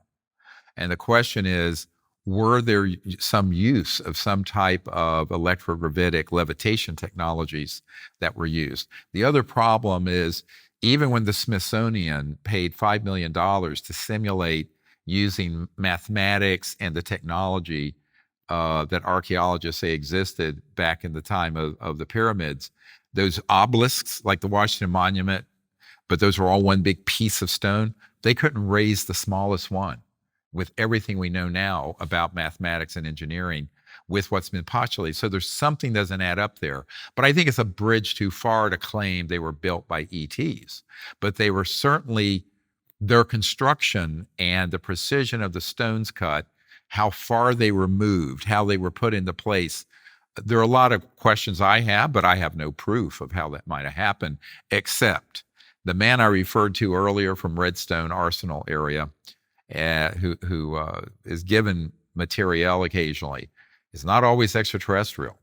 He has been given objects that are tens of thousands of years old or older, that are technological, that have been found in the ocean and elsewhere, that were of human origin and were extremely advanced technologies.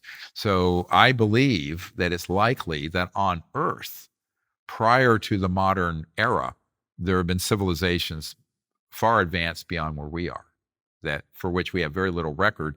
And when that record is found, I think it's kind of swept under the carpet. It's interesting. There were years ago when they did the Mars images, and they found that there were these obelisks and strange-looking objects on Mars. I went out to the Goddard Space Flight Center here outside D.C. to meet with Mark Carlotta and some other scientists there, and they said, yep, it's been pixelated out for the public, but there are structures there. And they were very ancient, but we're talking millions of years old, millions. And I was out in California after I had disclosed this to some people, and a man came up to me from JPL, Jet Propulsion Labs, and I didn't know him. He knew who I was and said, Dr. Greer, here's the issue. You're right, those exist, but we can't disclose that. I said, why? It's not an operational ET device. It's not, it's old. He says, yes, but you don't understand how powerful that this information is. I said, why? He says, if this was disclosed, it would collapse the fundamentalist orthodox belief systems of every religion on earth. I said, what? This science and this evidence is being kept secret for religious reasons? He says, yes. Because the creation myths, now I'm not talking about most people, but those sort of fundamentalist orthodox belief systems, they'd all crumble. They'd be completely gone. And you would have to come up with something a little more rational, right? Than the world is 6,000 years old. And we, used to ride dinosaurs, like horses. If you go to the Creation Museum in Kentucky. So this is true, by the way. Those of you in urban areas, you need to kind of wake up a bit about the rest of the world. But that's just how it is. So what I tell people is that some of this evidence has been kept secret, not for scientific reasons, but for social belief and how much that information would disrupt most people's foundations of their paradigm and belief. Well, I mean, back in the day, thousands of years ago, this was true. I mean, when ancient, scientists said that the earth was round, they were put in jail and they were, executed. Yep. Saying that the earth was not the center of the universe was heresy. Yep. In fact, for hundreds of years, if not thousands of years, people thought that the sun and the moons rotated around the earth. Yep. And when basic astronomy showed that wasn't true, they said, oh, well, there's little semicircles that they were doing around the earth to try to somehow justify it. And then that didn't work until finally someone said, okay, the only plausible explanation is that the sun is the center of this universe and all the planets rotate around it and all those pieces fit together. But in 2023, science is out there and so forth. So religion is not running the world rational. The way it did in 2,000-3,000 years ago, even 1,000 years but that's ago. Not so why would people get the feathers ruffled over this? Because there are still huge numbers of people in our country and around the world who are not rational and scientific. They're really based on their these belief systems, which would be upended.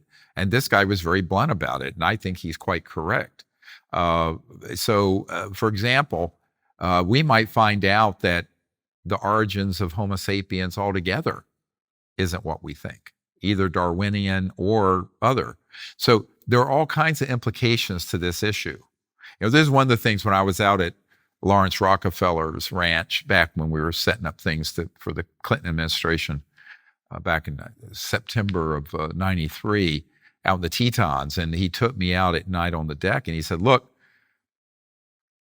Dr. Greer, no aspect of life on Earth will be unaffected by this being disclosed. So vast and so large are the implications. I said, yes, Lawrence, that's why it's been kept so secret. So now we're touching on another whole area of concern, and that is, now I don't think most rational religious and spiritual people would have a problem with the fact they don't think the world's 6,000 years old, and there's no reason for them to think that a supreme being would leave all his hopes for intelligent life just in humans. God help us, right? So, but, there are a large number of people, and around the world, a significant number of people who would find that very upsetting. So that's been another consideration. It's easy for hyper-rational Westerners who live in urban areas to brush that off. But if you go around the world, and we're talking a world of 8 billion people, no, they're not all like you in New York. Well, I mean, you're talking about essentially the missing link, right? In terms of, the Darwin philosophy is that humans evolved from monkeys, but they can't find any DNA that is the link between monkeys and humans. Correct. It just, not that it doesn't exist, it just hasn't been found. We've been constantly, you constantly hear stories of, oh, we just found this one ancient human here, we found this ancient monkey here, but yet they can't link the DNA from a monkey to a human to show that it actually evolved from one to another. So people aren't really sure. People aren't really sure where humans came from completely, to be honest. I can speculate, but I don't have the proof. I suspect there has been some interface between early hominids and life forms that are more advanced from other star systems that could have resulted in us. Now, can that be proven? Probably the people who have the bodies of these ET folks maybe could prove that, but I can't. I'm speculating.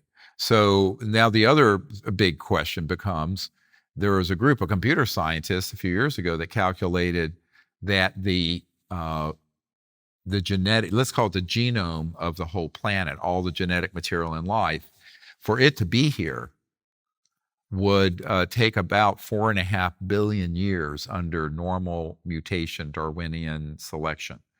But there's only been life on Earth for 700 million years. So how did that accelerated diversity and biodiversity happen on this planet? Because it doesn't fit any of the mathematical and scientific models for natural selection, natural mutations, et cetera. And so, they brought this up only as a big question without an answer. So I think there are a lot of questions. I mean, most of what I think we need to find out and discover isn't known yet, but I think that this area of UAPs and extraterrestrial intelligence is going to hold a lot of the keys to it, which I think is very exciting in many ways. But, those issues I think are secondary to the problems with governance, the misuse of these technologies by an unchecked power, up to and including weapons of mass destruction and all kinds of trouble being created around the world. And also what we've lost. That's why I call it the lost century. Why are we still burning jet fuel and oil and gas?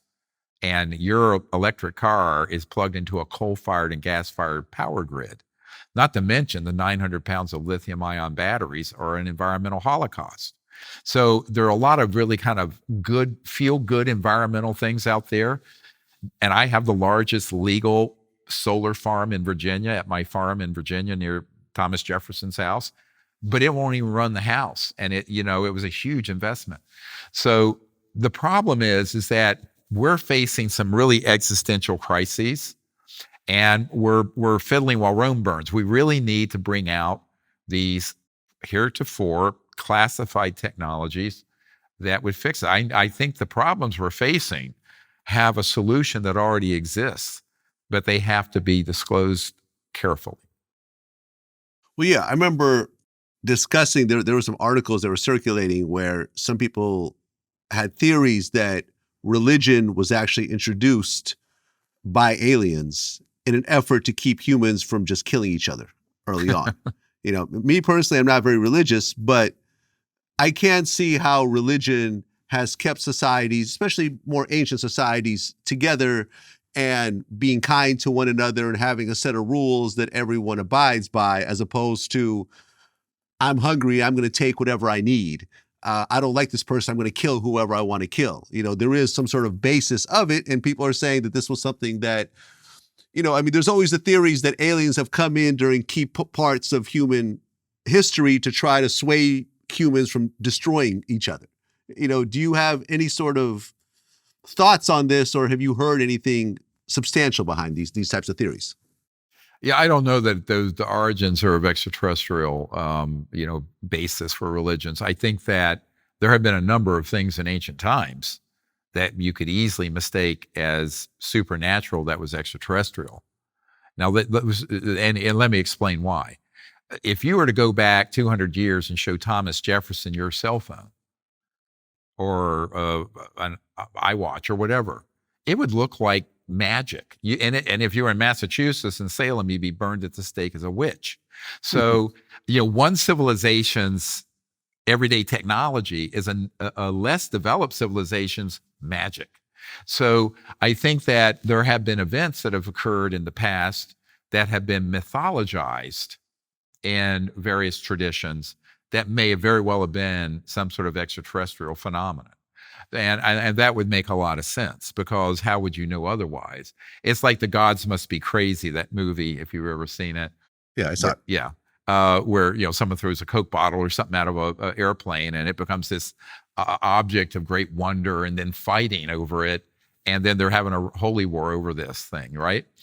And that's a movie, but it was really more based on the what we call the cargo cults in the Pacific during World War II. There were islands that had never seen human advanced technology such as airplanes, and one landed, and when we came back, they had made a whole statue like a god to the pilot and the airplane. It's a great book, and it shows how humans can take something they don't really understand and turn it into an object of religious reverence, right?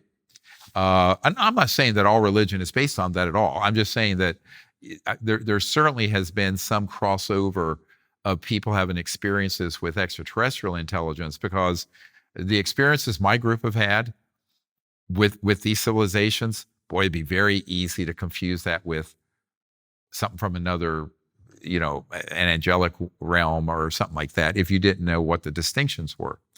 By the way, people bring up things like Bigfoot and what have you.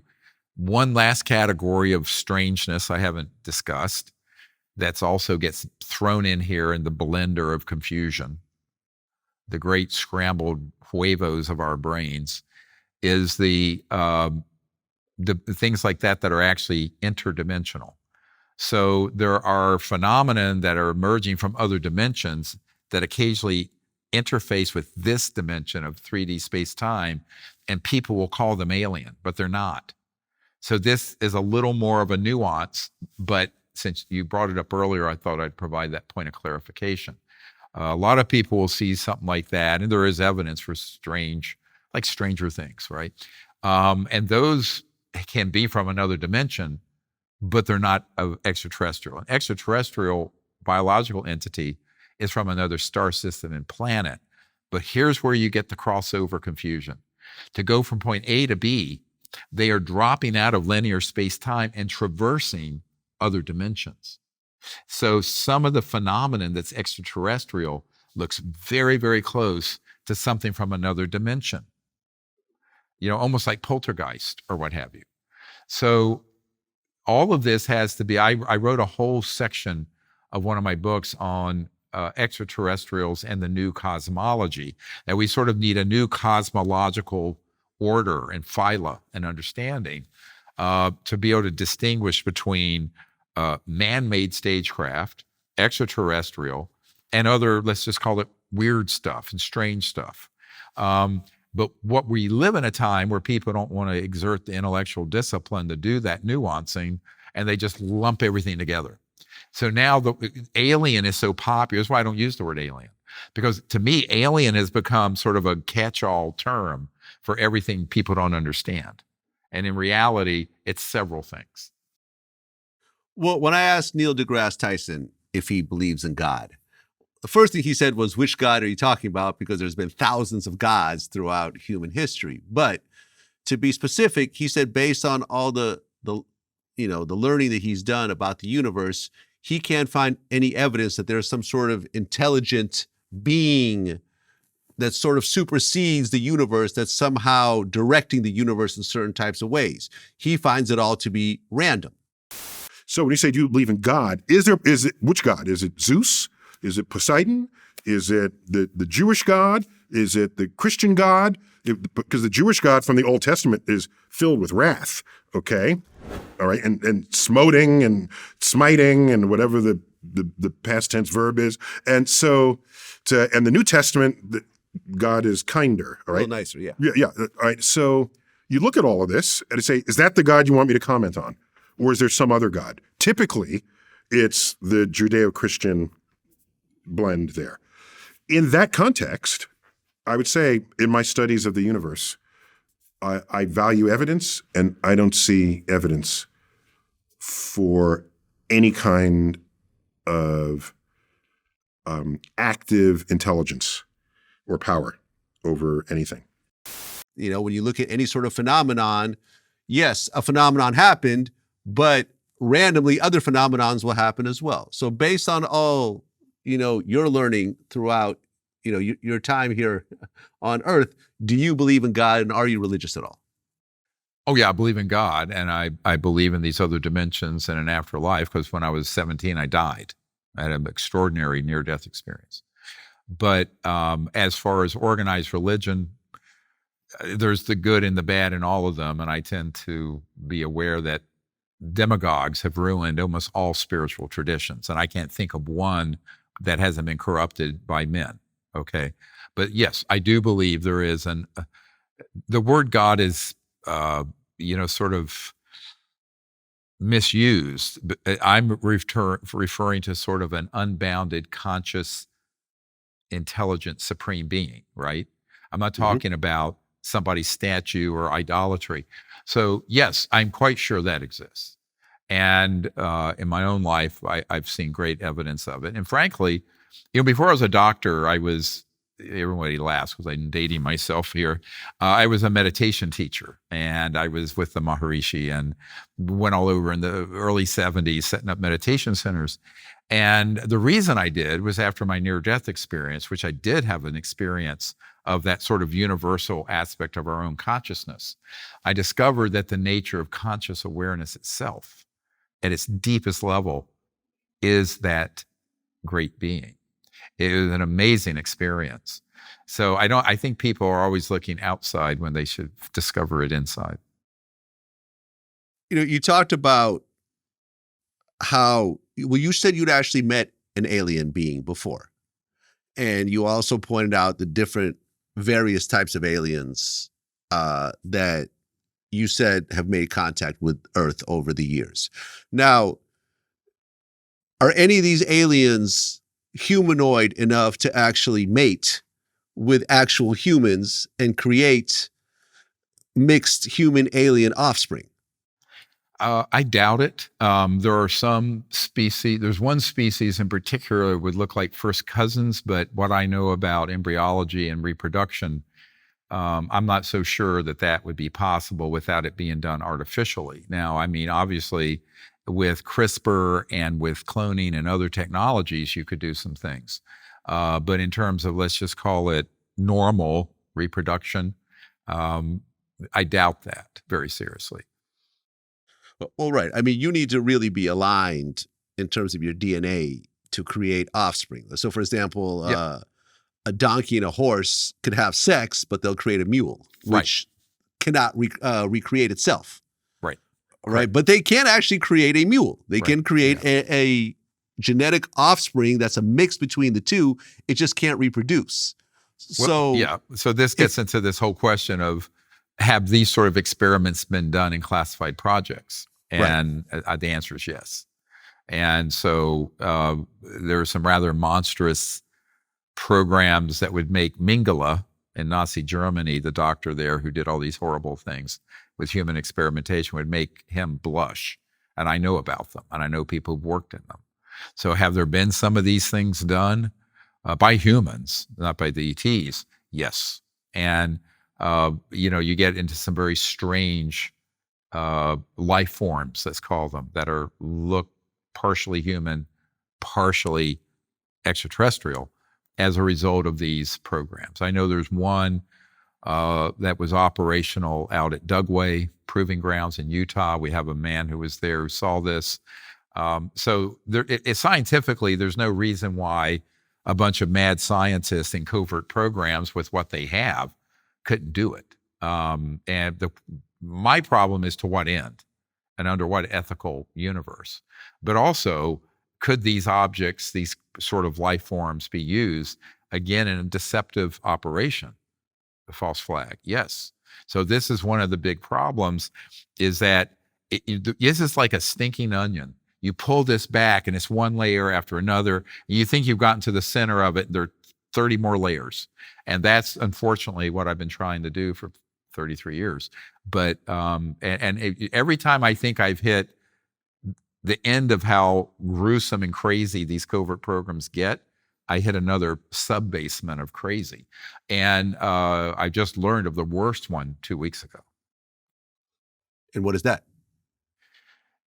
I mentioned what Michael Herrera, the Marine, saw in transporting humans in these crates. Well, a man who's currently very high up in these covert programs contacted me and said, and I've since been meeting with him, those were used in human experimentation and they were recruiting and selecting people in very poor, desperately poor countries who said, yeah, get me out of here. And they would take them, crate them up, take them to a place out in the desert. I know where it is. And they were selected for having a high telepathic or precognitive, what's called P3, and psychokinetic capabilities. And those people were then used in human experimentation with machinery to create a human machine conscious interface to be able to basically take over the conscious technology interface guidance systems of ET craft to basically hijack them, bring them over to sites, and hit them with electromagnetic pulse weapons. Now, you can unpack that for a few years, what I just told you, but I know for a fact that that program is ongoing. In fact, I'm planning to go out to this site soon to deal with it directly. So, you know, we're moving very, very quickly. It's a shame that the Congress is moving at the speed of a glacier, as is, of course, the mainstream media. Of course, the mainstream media never covers anything important. A show like yours can't, but, you know, I mean, ABC and CNN and Fox, so they're never going to cover anything relevant. Well, this is my last question. You obviously have a very large following. In our last interview, millions of people tuned in and listened to what you had to say. But to be fair, I would say the majority of the population feels that you're a conspiracy theorist because they have yet to see any actual physical proof. You know, you showed us a picture and you've talked about various things that you've seen and so forth, but can you actually pull out, I don't know, an alien hand or a piece of a spaceship that's clearly not man-made? Do you have any of these things in your possession that at some point you're going to pull out and say, look, here is the proof that cannot be denied? Well, do you have a nuclear trigger and a thermonuclear warhead? No, I do not. Okay, have you stated to people that you're certain we have thermonuclear weapons and nuclear triggers? Well, we've seen Hiroshima happen. Wait. So I'm going to turn the tables on you. Of course, we don't have something like that. Now, do I know where they are? Are we advising law enforcement where they can go get it? Yeah, but that's not my job. I'm not the president and I'm not Congress. I'm a retired emergency doctor doing the best we can do with limited resources. We don't have your kind of wealth. And so what I'm saying is that people who have those objects, we know who they are and where we can go get them. But you're not going to go in there and ask pretty please. And certainly I don't possess that kind of material, because if I did, it would be released instantaneously.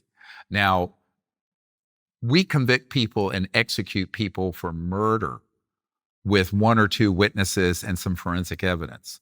We have 755 firsthand witnesses to what's going on and thousands of documents and all this evidence and videos and whatever. That's enough to make the case. I don't need to drag a dead body out of Area 51.